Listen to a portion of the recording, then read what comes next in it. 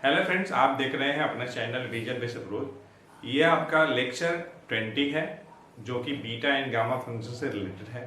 Lecture 20 है आपका ये लॉन्ग वीडियोस के अंतर्गत। इस टॉपिक के बहुत सारे शॉर्ट्स बनाए गए हैं जो कि बहुत ही यूजफुल हैं, बेनिफिशियल हैं। अगर आप स्टूडेंट्स हैं, चाहे आप बीएससी के स्टूडेंट्स हों, बीटेक के हों, या आप इंटरमीडिएट के स्टूडेंट्स हों, या बीई के स्टूडेंट्स हों, या कोई कंपटीशन की तैयारी कर रहे होंगे, मतलब ये जो वीडियो लेक्चर्स हैं जो कि बीटा एंड गामा फंक्शन से रिलेटेड बनाए गए हैं, ये मल्टी डायरेक्शनल पर्पस के लिए यूजफुल हैं। तो इस सेशन में हम क्या करने वाले हैं, एक क्वेश्चन करने वाले हैं डेफिनेट इंटीग्रल का। इसमें हम डेफिनेट इंटीग्रल की प्रॉपर्टी यूज करेंगे, बीटा एंड गामा फंक्शन का बेसिक डिफिनेशन इस्तेमाल करेंगे, और भी बहुत सारे कंसेप्ट को हम समझेंगे, जानेंगे, सीखने की कोशिश करेंगे। तो चलिए बिना देर किए हम लोग इस सेशन को स्टार्ट करते हैं। आप पूरा सेशन बने रहेंगे तभी आप कंसेप्ट को समझेंगे।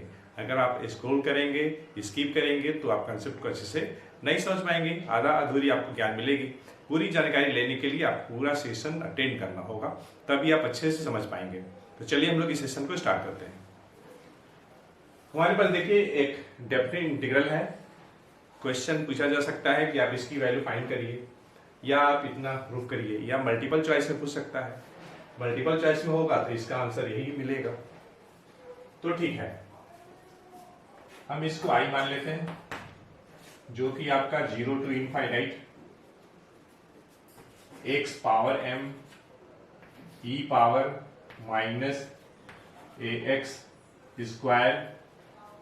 यहां हम क्या करने वाले हैं कि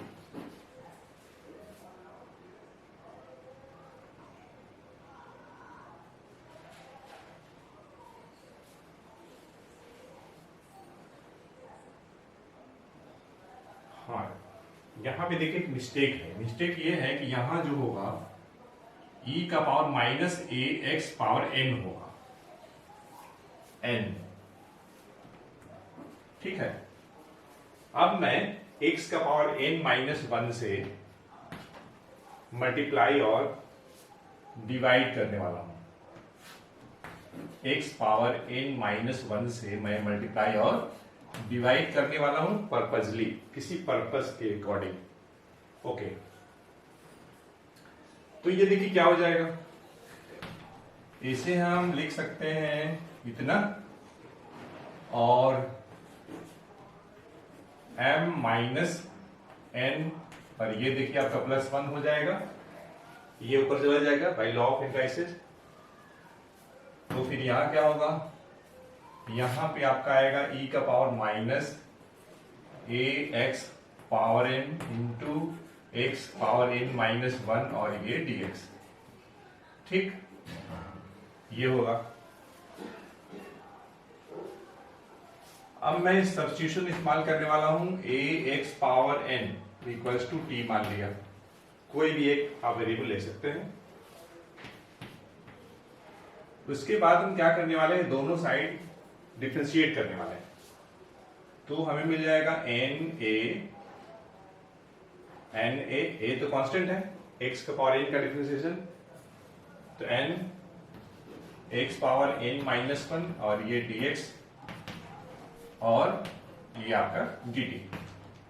ठीक, यहां से आप निकाल सकते हैं x power n minus 1 dx, जो कि आपका आ जाएगा, क्या आ जाएगा, dx upon n into a आ जाएगा।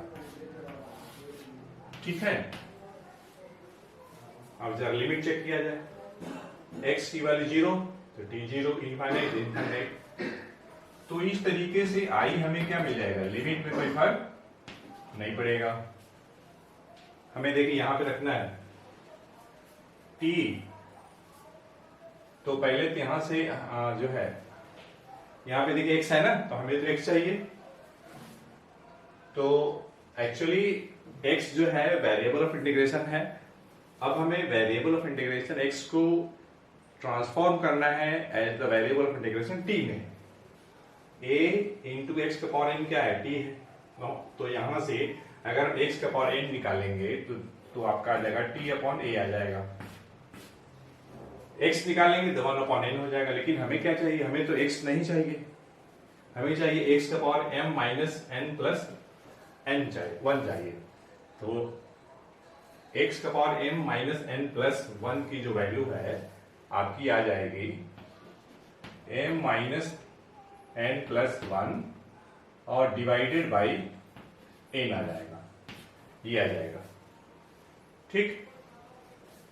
e पावर माइनस टी और इसकी जो वैल्यू है ये लिख लेंगे dx अपॉन n इंटू ए, ठीक। अब देखिए a यहां पे पावर 1 है, तो हम लोग क्या करने वाले हैं कि मैं n को तो अलग कर लिया और a का जो पावर होगा आपका पहले यहां से भी ले लें, n से डिवाइड कर लें, तो ये हो जाएगा आपका m plus 1 upon n minus 1 और यहाँ पे जो पावर 1 है वो प्लस 1 हो जाएगा, ठीक। और ये 0 टू इनफाइनाइट t का जो पावर है m minus n, sorry t का पावर भी तो वैसे ही रहेगा ना, तो m प्लस 1 अपॉन n और ये माइनस 1 n से डिवाइड करेंगे तो m plus 1 upon n minus 1 into e to the power minus t और ये है आपका,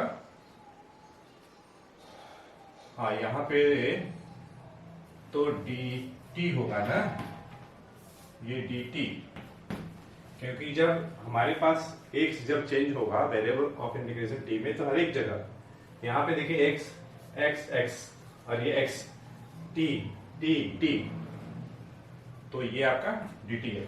अगर आप देखिए, अगर आप समझते चलेंगे, जबरदस्ती नहीं लिखेंगे तो अपनी गलती खुद पहचान में आ जाती है, जैसा कि अभी हमने किया, ओके।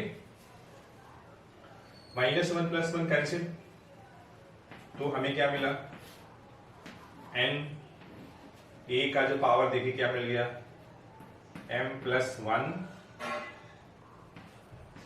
अपॉन n मिल जाएगा, ठीक है।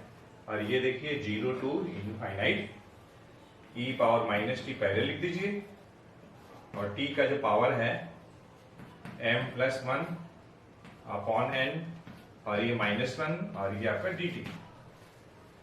आप जो है गामा फंक्शन का बेसिक डिफिनीशन अप्लाई कर लीजिए।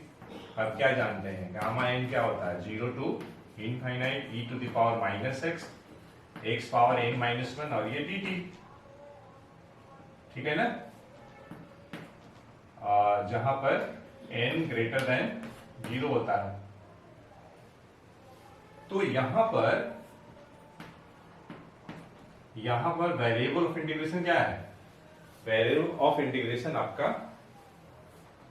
x है। तो अगर आप वेरिएबल ऑफ इंटीग्रेशन बदल भी देंगे, मान लीजिए कि आपने z लिख दिया, तो फिर यहां z हो जाएगा, यहां भी z हो जाएगा, तब भी ये गामा n ही आएगा, ठीक है ना। अगर आपने वेरिएबल ऑफ इंटीग्रेशन कुछ और लिख दिया, मान लीजिए t लिख दिया, तब भी ये गामा n ही होगा। तो यहां पे देख लीजिए वेरिएबल ऑफ इंटीग्रेशन क्या है, t है, लेकिन n के जगह पे क्या है, m प्लस 1 अपॉन n है। तो इस तरीके से ये आपका हो जाएगा gamma m plus 1 upon n, ये हो जाएगा डिवाइडेड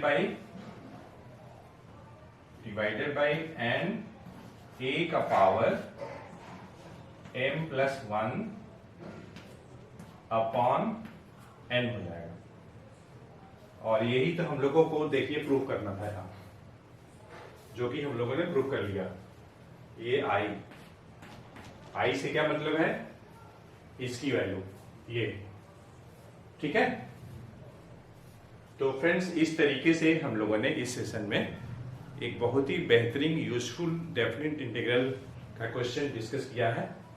ये प्रूविंग में भी आ सकता है, इवेलुएट करने के लिए भी आ सकता है, क्वेश्चन आ सकता है इवेलुएट दिस वन, ये नहीं दिया रहेगा, या फिर prove that this equals to this, ये ऐसे, ठीक।